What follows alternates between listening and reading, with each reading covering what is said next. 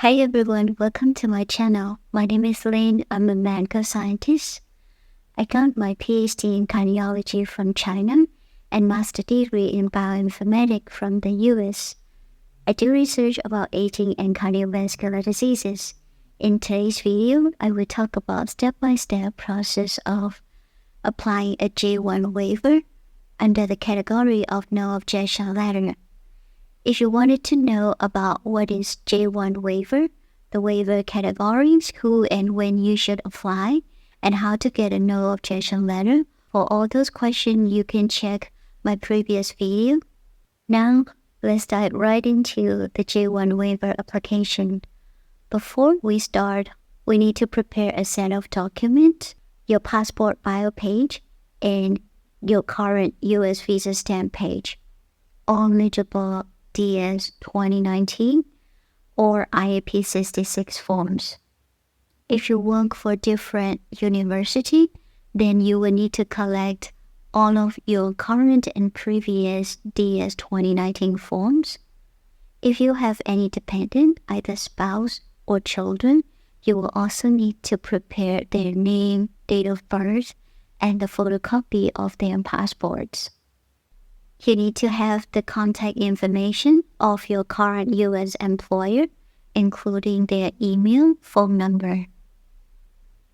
Also, if you are currently in the U.S., you will need to have an I-94 arrival and departure card information. You need to prepare a CV and your work history in a chronological order. You need to have the name, address, and contact information of all of your U.S. previous employers. Okay, now let's go to step-by-step process of J1 waiver recommendation application. Step 1, you will need to complete online J1 waiver recommendation application form. Step 2 is shipping the application documents and all the supporting documents to U.S. Department of State. Step 3, you will need to contact your home country embassy in the U.S. for the no recommendation letters. Step 4, you will need to check your waiver request status and update your contact information. During the process of J1 waiver application, if you happen to move to another place or if you happen to change your shipping address, you will need to contact to the U.S. Department of State immediately to prevent delaying the process. Step 5, if the waiver review division needs any additional information, you can see it in the system and you will need to provide those required information. Step 6, wait for the USCIS to approve your waiver application. There are a few tips I wanted to share with you. So you do not need to ship the original documents. All the documents I mentioned above, you only need to ship the photocopies. Another tip is your home country embassy is responsible for sending the no objection letter to U.S. Department of State. Once the U.S. Department of State receives your no objection letter, they will review it. Once they approved it, they will write a recommendation letter to the USCIS, which is United States Citizenship and Immigration Service Department. Once USCIS receives the recommendation letter, they will review it and they will approve it. Once they approved, then you got the J1 waiver approval. So throughout the process, you will need to be aware of the timeline. If there is any delay, then do not hesitate to contact to each department. So just as an example, this whole process took me 7 months, starting from the time I applied the online J1 waiver recommendation. Now let's dive right into the actual application process. So first go to J1 Visa Waiver Recommendation webpage, which you can find the link in my description, and go to complete an online application. Read the privacy and computer fraud and abuse act notice. Accept.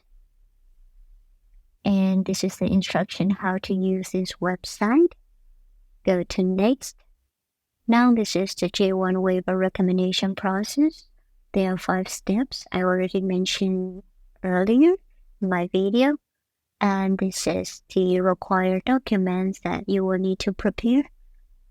I also mentioned about this earlier. Go to next. Then here the exchange visitor information.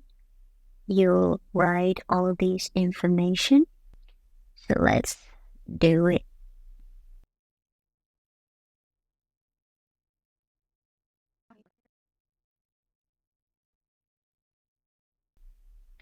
So if you have any dependent, spouse, or children, you will need to fill their name.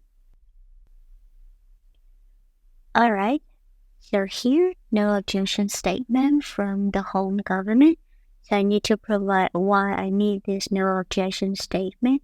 In my case, I wrote the reason of not returning to my country is one, I didn't do the master and PhD degree at my home country. Also, my study wasn't supported by my home country government. So for those 2 reasons, I am not required to go back to my country. So you write down the reason of getting the no objection statement here. So for that, what I did was I prepared it in a separate Word document, and then I copy paste here. Go to next. Here, the statement of reason. I provided those reasons that I mentioned earlier. So in my case, my postgraduate degree were not studied in my home country. Also, I didn't take any grants or scholarship from my home country. And all my studies are not related to my home country government, or I have never worked in my home country government agency or any business or any university related to my home country. So for those reasons, I'm not required to go back. So for the time being, you can try AAA and then go to next. Then here, I will need to provide my address, city, and country of origin. So here, I will need to provide my current US address, and to make sure I fill the right address, as I have mentioned earlier, during the application process, if I happen to change the address, I will need to contact USCIS immediately.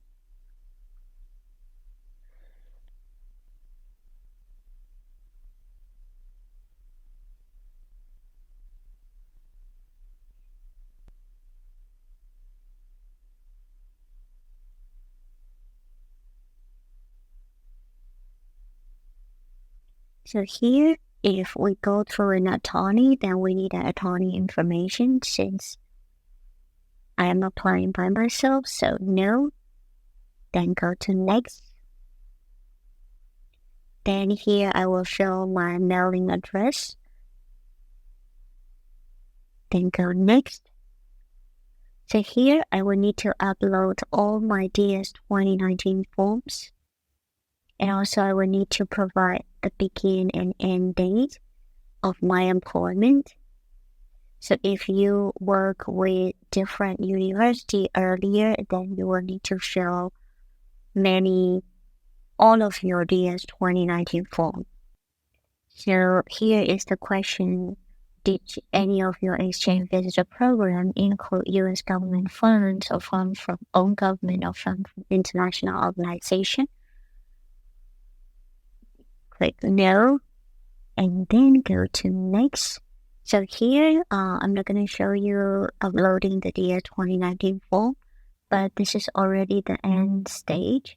After finishing that, you will have a case number and you can print it out. And then you ship this document to the U.S. Department of State and follow the steps that I mentioned. That's all. I hope this information is useful for you. If you have any additional question, feel free to comment down below. I'll make sure that I'm going to get back to you. I hope you enjoy watching it. You have a great time for the rest of the day. Bye-bye.